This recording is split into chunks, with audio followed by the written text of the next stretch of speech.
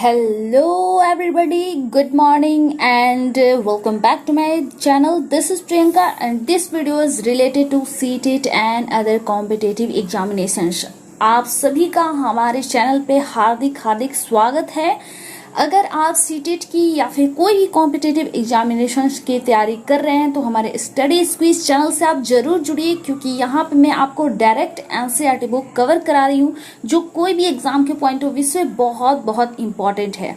अब मैं बात कर ले रही हूँ जो फिलहाल अभी आप स्क्रीन पे देख रहे हैं तो ये है एनसीईआरटी बुक क्लास 7 का जियोग्राफी और क्लास 6 का हमारा साइंस और सोशल साइंस ऑलरेडी कंप्लीट हो चुका है। अगर आप सीटेट पेपर 1 की भी तैयारी कर रहे हैं तो हमारे आप प्लेलिस्ट पे जाइए, वहां पे 3 to 5 ईवीएस और मैथ के भी वीडियोस जो है वो अपलोड कर दिया गया है, वहां पे जाके देखिए। टोटल वीडियोस आपको मिल जाएंगे और वीडियो पसंद आए तो प्लीज इसे लाइक शेयर करना मत भूलिएगा और चैनल पे नए होंगे तो इसे सब्सक्राइब भी कर लीजिएगा। तो चलिए अब मैं स्टार्ट करती हूँ। आज का जो हमारा लेसन होगा ये होगा 7 और इस लेसन का नाम है मानवीय पर्यावरण, बस्तियां, परिवहन एवं संचार। इसमें हम लोग बस्तियों के बारे में जानेंगे, परिवहन एवं संचार सभी के बारे में इस चैप्टर के दौरान हम लोग पढ़ेंगे। तो चलिए स्टार्ट करती हूँ मैं। और यहाँ पे आपको कुछ वर्क खुद से भी करना पड़ेगा, कुछ वर्क मैं भी करूंगी और आपको भी करने पड़ेंगे। तो चलिए स्टार्ट करते हैं। अध्याय 1 में आप पढ़ चुके हैं कि प्रारंभिक मानव भोजन, वस्त्र एवं आवास के लिए पूर्ण रूप से प्रकृति पर निर्भर था, लेकिन समय के साथ उसने नए कौशल विकसित करके खाद्य पदार्थों का उत्पादन, घर बनाने, यातायात एवं संचार के बेहतर साधनों का विकास किया। इस प्रकार उसने अपने आवास के वातावरण को अपने अनुकूल बनाया। बस्तियां वे साधन हैं जहां लोग अपने लिए घर बनाते हैं। प्रारंभिक मनुष्य वृक्षों एवं गुफाओं के निवास करते थे। जब उन्होंने फसल उगाना आरंभ किया तो उसके लिए एक जगह अस्थायी घर बनाना आवश्यक हो गया। बस्तियां का विकास नदी घाटियों के निकट हुआ, क्योंकि वहां पर्याप्त मात्रा में जल उपलब्ध था एवं भूमि उपजाऊ थी। व्यापार, वाणिज्य एवं विनिर्माण के विकास के साथ ही मानव बस्तियां बड़ी होती गई। नदी घाटी के निकट बस्ती पनपने लगी एवं सभ्यता का विकास हुआ। क्या आपको सिंधु, टिग्रिस, नील एवं ह्वांग ही नदियों के किनारे विकसित हुई सभ्यताओं के नाम याद हैं? तो अगर ये प्रश्न पूछ रहा है तो आपको इसको क्या करना है, नेट पे निकाल के और इसे नोट डाउन कर लेना है। मैं नहीं बताऊंगी इसलिए क्योंकि मैं स्टार्टिंग में ही आप सभी को बोल चुकी हूँ कि कुछ वर्क मैं करूंगी, कुछ वर्क आपको भी करना है। अगर नहीं आता है तो कमेंट बॉक्स में मेरे से पूछें, मैं जरूर इसका आंसर आप लोगों को दूंगी। चलिए आगे बढ़ती हूँ। बस्तियां अस्थायी या अस्थायी हो सकती हैं। जो बस्तियां कुछ समय के लिए बनाई जाती हैं उन्हें अस्थायी बस्तियां कहते हैं। घने जंगलों, गर्म एवं ठंडे रेगिस्तान तथा पर्वतों के निवासी अक्सर अस्थायी बस्तियों में रहते हैं। वे आखेट, संग्रहण, स्थानांतरी, कृषि एवं ऋतु प्रवास करते हैं। यद्यपि अधिकांश बस्तियां आज स्थायी बस्तियां हैं, इन बस्तियों में लोग रहने के लिए घर बनाते हैं। अब यहाँ पे एक स्टोरी दी गई है छोटी मोटी, इसको भी हम लोग कवर कर ले रहे हैं। ओके। मैरी का जन्मदिन था। केक काटने के लिए वह अपने मित्रों के साथ गुरप्रीत की प्रतीक्षा कर रही थी। आखिरकार थकी, खांसती एवं हाँफती हुई गुरप्रीत पहुंची। उसने बताया कि अत्यधिक यातायात जाम था। मैरी की मां मिसेस थॉमस ने गुरप्रीत की पीठ थपथपाकर गहरी सांस भरी। ओह, हमारे शहर में बहुत प्रदूषण है। प्रसाद हाल ही में गांव से आया था। उसने पूछा, शहरों में इतना प्रदूषण तथा यातायात जाम क्यों होता है? शहरों में बढ़ती आबादी के कारण दिन प्रतिदिन वाहनों की संख्या बढ़ती जा रही है, मैरी के पिता मिस्टर थॉमस ने कहा। मैंने पूछा, तब लोग शहर क्यों आते हैं? उनकी मां ने उत्तर दिया, वे यहाँ नौकरी, बेहतर शिक्षा एवं चिकित्सीय सुविधा के लिए की तलाश में यहाँ आते हैं। मैरी ने पूछा, यदि इतनी अधिक संख्या में लोग शहर में आते रहेंगे तो ये सारे लोग कहाँ रहेंगे? मिस्टर थॉमस ने कहा, यही कारण है कि अत्यधिक संख्या में गंदी बस्तियां एवं अवैध कब्जे वाली बस्तियां दिखाई देती हैं, जहां लोग भीड़ भाड़ एवं अस्वास्थ्यकारी परिस्थितियों में रहते हैं। शहरों में जल एवं विद्युत की कमी एक समान समस्या है। प्रसाद ने कहा, हमारे गांव में बड़े सिनेमा घर, अच्छी सुविधाओं वाले स्कूल एवं अच्छे अस्पताल नहीं हैं, लेकिन हमारे यहाँ बहुत सारी खुली भूमि एवं सांस लेने के लिए ताजी हवा मिलती है। जब मेरे दादाजी बीमार पड़ते हैं तो उनको शहर के अस्पताल में ले जाना पड़ता था। मैं ऊपर एक स्किप की थी, उसको मैं कवर करा दे रही हूँ अभी ही। क्या आप जानते हैं वे स्थान जहां भवन अथवा बस्तियां विकसित होती है उसे बसाव स्थान कहते हैं। नोट डाउन करते जाइएगा। सीटेट वालों के लिए खास तौर पे कह रही हूँ, बस्तियों के बारे में जो बताया गया इसको भी आप लोग नोट डाउन कीजिएगा। और इन वीडियो के अगर आप पीडीएफ फॉर्म चाहते हैं तो मुझे टेलीग्राम चैनल पे भी फॉलो कर सकते हैं आप लोग। स्टडी स्क्वीज ही आप सर्च कीजिएगा, वहां पे चैनल मिल जाएगा, पीडीएफ भी आपको मिल जाएगा। ओके। आदर्श बसाव स्थान के चयन के लिए प्राकृतिक दशाएं यहाँ पे दी गई हैं। अनुकूल जलवायु होनी चाहिए, जल की उपलब्धता भी होनी चाहिए, उपयुक्त भूमि होनी चाहिए ताकि उसमें खेती की जा सके, और उपजाऊ मिट्टी भी होनी चाहिए ताकि फसल अच्छी हो। चलिए आगे, मैं यहाँ तक आप लोगों को कवर करा ली थी, बट यहाँ पे एक शब्दावली दी गई है, इसको भी हम लोग कवर कर ले रहे हैं। ऋतु प्रवास, लोगों के मौसमी आवागमन को ऋतु प्रवास कहते हैं। जो लोग पशु पालते हैं वे मौसम के परिवर्तन के अनुसार नए चारागाहों की खोज में निकल जाते हैं। तो फिगर भी आप लोग देख सकते हैं, इनसे क्वेश्चंस काफी बार सीटेट में आ चुके हैं, इसलिए यहाँ पे आपको स्टार लगा लेना है। ओके। अब हम लोग यहाँ पे आते हैं, इसको मैंने स्किप किया था, और सघन बस्ती और प्रकीर्ण बस्ती को यहाँ पे दिखाया गया है, नोट डाउन कर लीजिएगा। चलिए अब आगे बढ़ते हैं। ऊपर दिए गए संवाद से बस्तियों के दो विभिन्न चित्र हमारे सामने आते हैं। ग्रामीण एवं शहरी बस्तियां। गांव ग्रामीण बस्तियां होती हैं जहां लोग कृषि, मत्स्य पालन, वानिकी, दस्तकारी एवं पशुपालन संबंधी कार्य करते हैं। ग्रामीण बस्तियों सघन या प्रकीर्ण हो सकती हैं। सघन बस्तियों में घर आसपास बने होते हैं, जैसा कि यहाँ पे फिगर में आप लोग देख सकते हैं। प्रकीर्ण बस्तियों में लोगों के घर दूर दूर व्यापक क्षेत्र तक फैले होते हैं, जैसा कि इस फिगर में आप लोग देख रहे हैं। इस प्रकार की बस्तियां मुख्यतः पहाड़ी क्षेत्रों, घने जंगल एवं अति विषम जलवायु वाले क्षेत्रों में पाई जाती हैं। ओके।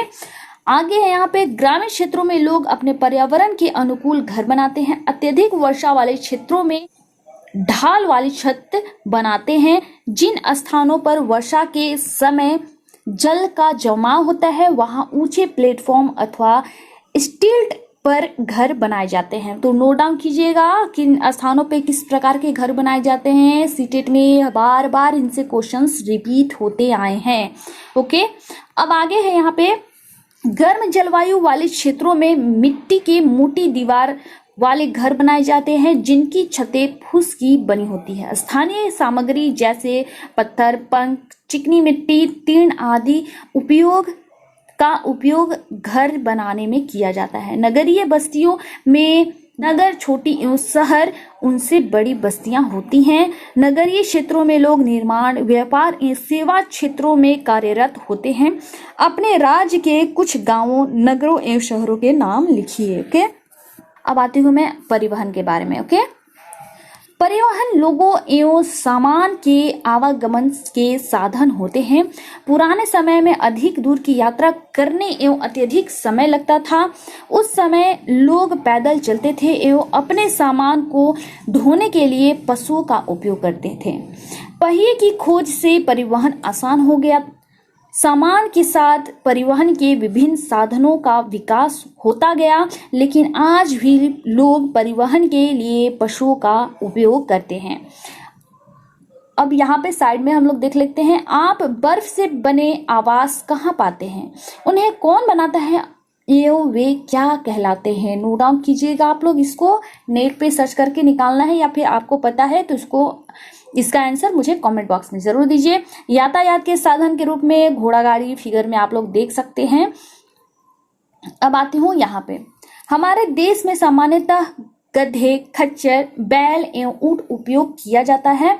दक्षिण अफ्रीका के एंडीज पर्वत के क्षेत्र में लामा का उपयोग उसी तरह किया जाता है जैसे तिब्बत में याक का उपयोग होता है। नोट डाउन कीजिएगा, सीटेट के स्टूडेंट जो हैं वो खास तौर पे।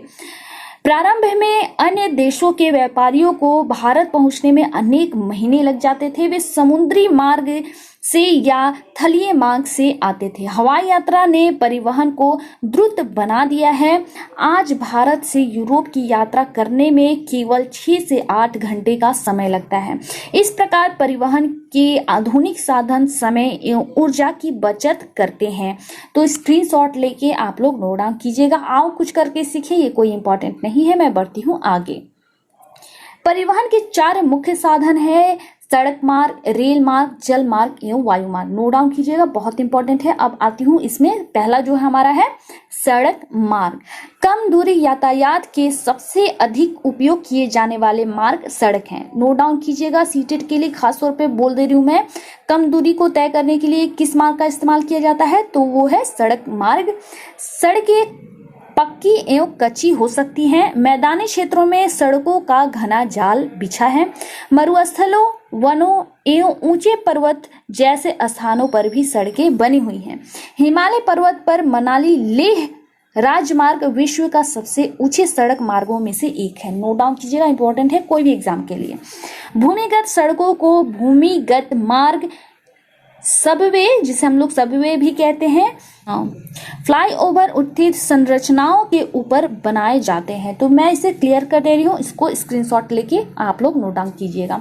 साइड में आते हैं, क्या आप जानते हैं भारत में अनेक राष्ट्रीय और राज्य मार्ग हैं। भारत में एक्सप्रेस वे का निर्माण नवीनतम है। स्वर्ण चतुर्भुजीय महामार्ग दिल्ली, मुंबई, चेन्नई एवं कोलकाता को जोड़ता है। नोट डाउन कीजिएगा, इंपॉर्टेंट है। पक्की सड़क एवं कच्ची सड़क आप लोग देख सकते हैं। अब आते हैं हम लोग रेल मार्ग के बारे में। रेल मार्ग द्वारा तीव्रता एवं कम खर्च में लोगों का आवागमन एवं भारी सामान को ढोने का कार्य होता है। वाष्प के इंजन की खोज एवं औद्योगिक क्रांति ने रेल परिवहन के तीव्र विकास में सहायता प्रदान की। डीजल एवं विद्युत इंजनों ने व्यापक रूप से वाष्प के इंजनों का स्थान ले लिया। सुपरफास्ट रेलगाड़ियों से परिवहन की गति एवं तीव्र हो गई है। मैदानी भागों में रेल मार्गों का जाल व्यापक रूप से फैला है। उन्नत प्रौद्योगिकी कौशल से दुर्गम पहाड़ी क्षेत्रों में भी रेल मार्ग बनाना संभव हो गया है, लेकिन इनकी संख्या काफी कम है। भारतीय रेल मार्गों का जाल भली भांति विकसित है।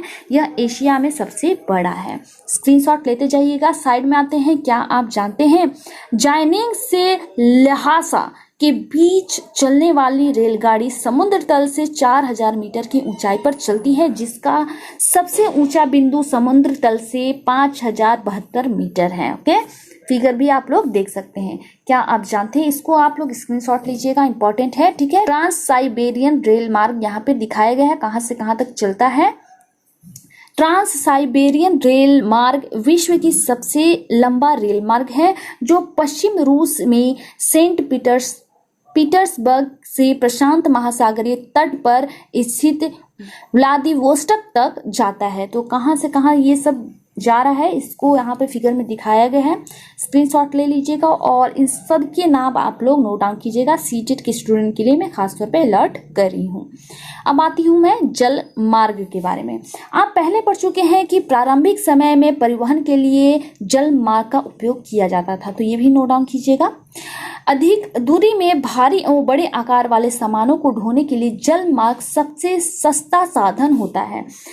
ये मुख्यतः 2 प्रकार के होते हैं, अंतर्देशीय जल मार्ग एवं समुद्री मार्ग।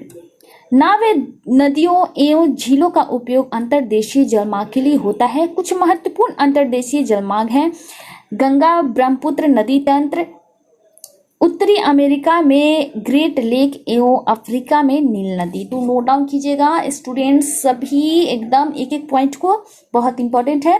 समुद्री एवं महासागरीय मार्गों का उपयोग सामान्यतः व्यापारिक माल एवं सामान को एक देश से दूसरे देश में पहुंचाने के लिए करते हैं। ये मार्ग पतनों से जुड़े होते हैं। विश्व के कुछ महत्वपूर्ण पतन हैं: एशिया में सिंगापुर एवं मुंबई, उत्तर अमेरिका में न्यूयॉर्क एवं लॉस एंजल्स, दक्षिण अमेरिका में रियो डी जेनेरो एवं अफ्रीका में डरबन एवं केप टाउन, ऑस्ट्रेलिया में सिडनी, यूरोप में लंदन। इन सबको नोट डाउन करना बहुत इंपॉर्टेंट है। क्या आप विश्व के कुछ पत्तनों के नाम भी बता सकते हैं? ठीक है, कुछ और पूछ रहा है, ये कोई इंपॉर्टेंट नहीं है, लेकिन जितना दिया गया है वो इंपॉर्टेंट है। स्क्रीनशॉट अभी आप लेके नोट डाउन कीजिएगा। अंतर्देशीय जलमार्ग आप लोग यहाँ पे देख सकते हैं। अब आती हूँ मैं वायु मार्ग के बारे में। 20वीं सदी के आरंभ में विकसित यह परिवहन का सबसे तीव्र मार्ग है। ईंधन की लागत अधिक होने के कारण यह सर्वाधिक महंगा साधन है। ओके, नोट डाउन कीजिएगा। वायु यातायात खराब मौसम जैसे कोहरे एवं तूफान से कुप्रभावित होता है। यह यातायात का अकेला साधन है जो सर्वाधिक दुर्गम एवं दूर स्थानों पर पहुंचता है, विशेष रूप से जहां सड़क एवं राजमार्ग नहीं है। हेलीकॉप्टर अगम्य स्थानों एवं संकटकालीन स्थितियों में लोगों को बचाने एवं भोजन, जल, कपड़े एवं दवाएं बांटने के लिए एक बहुत ही उपयोगी साधन है। कुछ महत्वपूर्ण हवाई पतन है। अब हवाई पतन जितने दिए गए हैं इसको भी आपको नोट डाउन कर लेना है। Delhi, Mumbai, New York, London, Paris, Frankfurt एवं काहिरा। अब आती हूँ मैं यहाँ पे, फिगर तो आप लोग देख ही रहे हैं उस साइड में। अब आती हूँ संचार के बारे में। संचार दूसरों के पास तक सूचना पहुंचाने की प्रक्रिया है। तकनीक विकास के साथ मानव संचार के नए एवं तीव्र साधनों का विकास कर लिया है। चित्र 7.10 संचार तंत्र के विकास का वर्णन करता है। संचार के क्षेत्र में विकास से विश्व में सूचना क्रांति आई है। सूचना प्रदान करने के लिए शिक्षा तथा मनोरंजन के लिए संचार के विभिन्न साधनों का उपयोग होता है। समाचार पत्रों, रेडियो एवं टेलीविजन के द्वारा हम बड़ी संख्या में लोगों के साथ संचार कर सकते हैं, इसलिए इनको जनसंपर्क माध्यम कहते हैं। ओके, तो जनसंपर्क माध्यम क्या है? तो हमारा है संचार। सैटेलाइट से संचार में तीव्रता आई है। तेल की खोज, वनों का संरक्षण, भूमिगत जल, खनिज संपदा, मौसम पूर्वानुमान एवं आपदा पूर्व चेतावनी आदि में सैटेलाइट सहायक होते हैं। अब हम इंटरनेट के माध्यम से इलेक्ट्रॉनिक मेल या ईमेल भेज सकते हैं। आज सेल्यूलर फोन के द्वारा बेतार टेलीफोनिक संचार अत्यधिक लोकप्रिय हो चुका है। इंटरनेट के माध्यम से विश्व भर में केवल सूचना एवं परस्पर समीपता ही नहीं मिलती, अपितु इनसे हमारा जीवन अधिक सुखमय भी बन जाता है। हम घर बैठे ही रेल, हवाई जहाज एवं सिनेमा या होटल तक के लिए टिकट आरक्षित करवा सकते हैं। संपूर्ण विश्व में इस प्रकार लोगों के बीच, लोगों एवं सेवाओं तथा संस्थानों के बीच तीव्र गति से आपसी संपर्क संभव होने के कारण आज हम एक वृहद विश्व समाज के रूप में विकसित हो रहे हैं। ओके, तो चित्र 7.10 की बात ऊपर की गई थी, यहाँ पे फिगर में आप लोग देख सकते हैं। अब इसको मैं बिल्कुल छोटा कर दे रही हूँ, इसको स्क्रीनशॉट ले लीजिएगा। हवाई पतन यहाँ पे विश्व के प्रमुख समुद्र और हवाई पतन यहाँ पे दिखाए गए, इसको स्क्रीनशॉट लेके आप लोग प्रिंट आउट करा लीजिएगा या फिर नोट डाउन कर लीजिएगा। अब बढ़ती हूँ मैं आगे। यहाँ पे आगे अब अभ्यास जो आपको खुद से करना है और करना ही करना है, इसको प्लीज इग्नोर ना कीजिएगा। इग्नोर कीजिएगा तो आप लोग बैठे रह जाओगे। तो इसलिए मैं रिक्वेस्ट करती हूँ हर एक वीडियो में आप इसे जरूर कीजिए। खास तौर पे ये जो ऑप्शनल जो क्वेश्चंस है इसको जरूर कीजिए।